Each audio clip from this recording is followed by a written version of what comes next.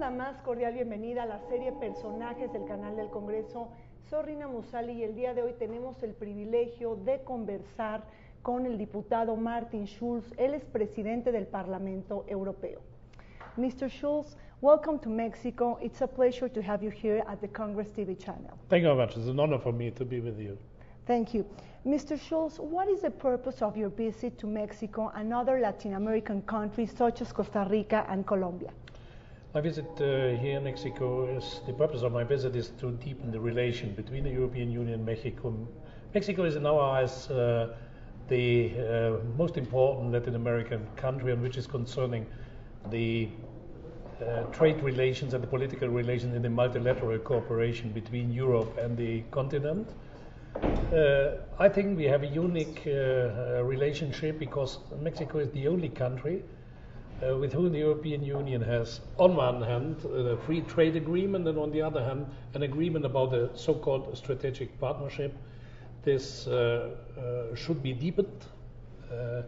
And the Central American countries, that's the reason why I will fly from here to Costa Rica, are following more or less the first agreement the European Union made with Mexico. This was a kind of role model, the European-Mexican relation for the Central American countries, and just recently we adopted in the European Parliament the ratification of the free trade agreement with Colombia and Peru.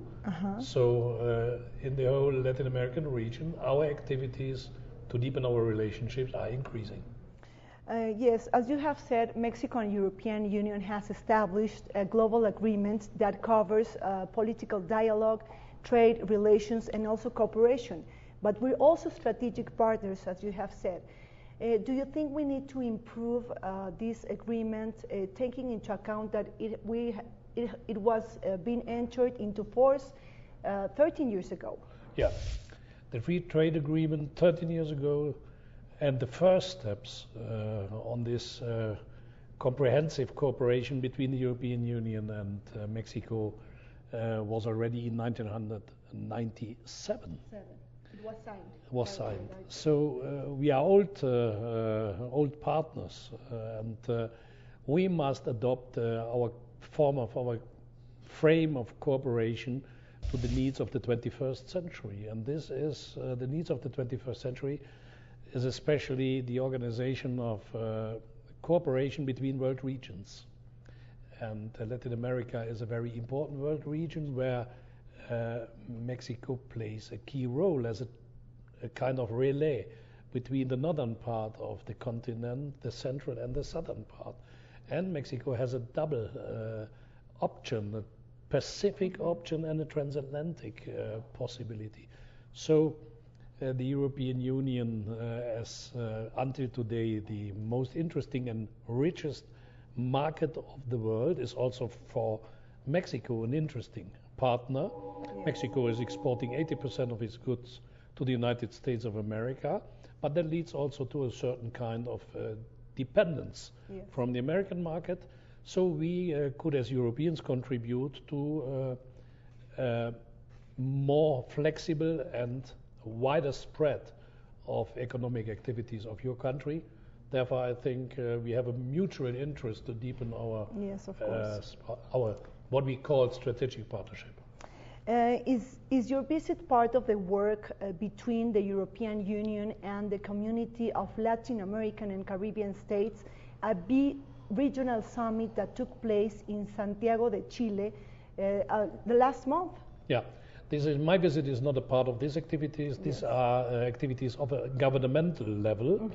But my goal is to add to the governmental level a parliamentarian dimension, because it is for our citizens very important that decisions taken by executive bodies like governments, but affecting their daily life in an enormous way, should be accompanied and framed in a parliamentarian frame.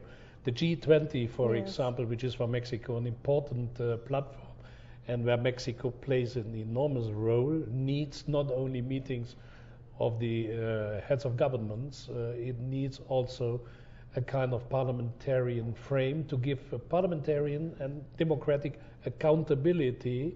Of course. And therefore, I'm speaking today here also with the senators and the members of the Congress to discuss how we can add to the cooperation of the governments a parliamentarian dimension. Within the Euro-Latin American dialogue, Europe aims to exchange experiences with our region on how to overcome the debt crisis that we lived with the last decade in the 80s. I think first of all, the countries who suffered under this economic and financial crisis here in Latin America 10 years ago, yes. If you compare the situation 10 years ago with the situation today, I must really honor the enormous efforts the countries made and the enormous discipline and the power the countries showed to get out of the crisis is very impressive. And I think we, as Europeans, we can learn a lot from the Latin Americans, Mexicans and Argentinians, yes. and other nations. To get out of the debt crisis in the European Union, I want to say to people here, we will get out of the crisis. Our crisis is not a currency crisis. Our currency is strong. Mm-hmm. Our economy is strong. What we must do as Europeans is we must improve our political system. We have a common economic area, we have a common currency, a common central yes. bank, like the United States of America, but they have a common area of economic activities, a common currency, a common central bank, and one government. Yes. And we have 17 governments yes. in the Eurozone and 27 in the European Union as a whole. We must reform our political system to become more effective with faster decision making and more transparency so that yes. investors and citizens can regain trust into our system.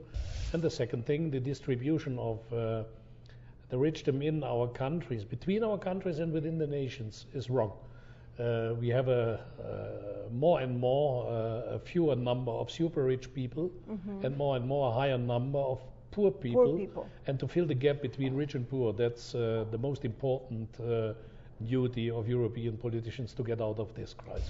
So your European Union is moving towards a fiscal and a banking union? For sure. You can't create a common currency. Sovereign states can't give up their currency sovereignty and transfer it to a transnational yes. cross-border currency without creating the necessary institutions accompanying yes. Such a currency area. How could Europe could face this economic crisis without dismantling the welfare state? Only taking into account that we have an enormous richdom, and I repeat what I said in the previous answer. In Europe, there is a lot of money, but if, for example, we are facing the reality that in Europe, in Athens, yes. doctors and academics are living below the minimal standards defined by international organization for poor people. On the other side, super rich Greeks are buying the most expensive apartments in London or Berlin. Wow. You see, what we must do is we must distribute the richdom, which is until today enormous, in a better, fairer and more just way. A few days ago, leaders of the European Union attended a summit in Brussels, and finally they agreed on a reduced budget for the next 7 years.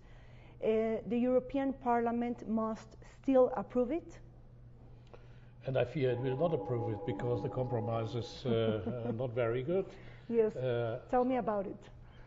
The European Union has a new treaty, the so-called Lisbon Treaty. Yes. The Lisbon Treaty has an element that this multi-annual financial framework, this is not a budget, it is a kind of framework on 7 years to give security for planning, especially in agriculture, in regional development, in research programs.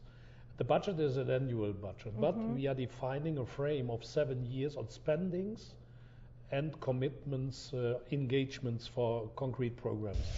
First of all, the figures between the engagements and the the overall amount of the money made available for the spendings is too high. It is in reality a budget framework with a deficit.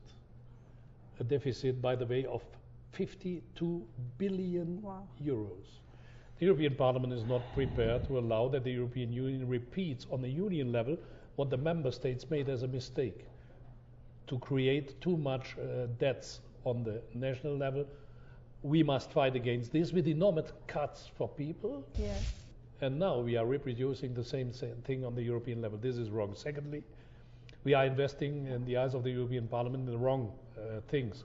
We should not invest eternally in agriculture or in regional development. We must invest in education, in research, and in worldwide cooperation. And these are especially the levels where the heads of states and governments cut. Yes. And therefore our presumption is we will refuse in the European Parliament, I think with an overwhelming majority, the proposal, and then the heads of states and government must redefine their proposal to win the confidence of the members of the Parliament. Yes, because you are also facing a very deep problem related with employment. We have in some of the member states an unemployment rate higher than 25%, yes. and of young people, higher than 50% in some regions. This is absolutely unacceptable. But I must admit, in the financial framework, one of the positive elements was that the heads of states and government included a program to fight against unemployment of young people. In our eyes, not enough. We should increase the amount, but it was a step in the right direction. Mr. Schulz, Europe, we will hold two key elections this year, 2013. Italy, in this maybe next 2 weeks, and then Germany.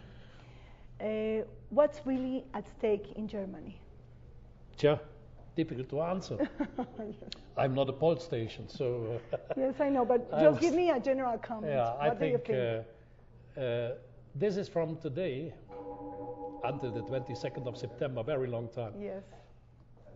You know, as a Senate channel, the parliamentarian channel as I know, that in parliamentarian and political life of today, 7 months, yes. 9 months is an eternity. Yes. So I think nothing is predictable. Chancellor Merkel could win, Chancellor Merkel could lose. Both is possible. Whatever will happen, it is a photo finish at the end. I'm quite sure, as it was in other countries as well. All the countries of the European Union are more or less very divided in 50-50 camps. And I'm belonging not to the party of Chancellor Merkel, so it's easy to understand what I wish. But I'm here institutionally, not to express the opinion of my party. Of course. Well, thank you very much for this interview. We truly appreciate it. Thank you. It was a pleasure. Thank you. Muchísimas gracias por haber estado con nosotros en esta entrevista. Soy Rina Mussali. Esperemos que ustedes también la hayan disfrutado. Hasta pronto.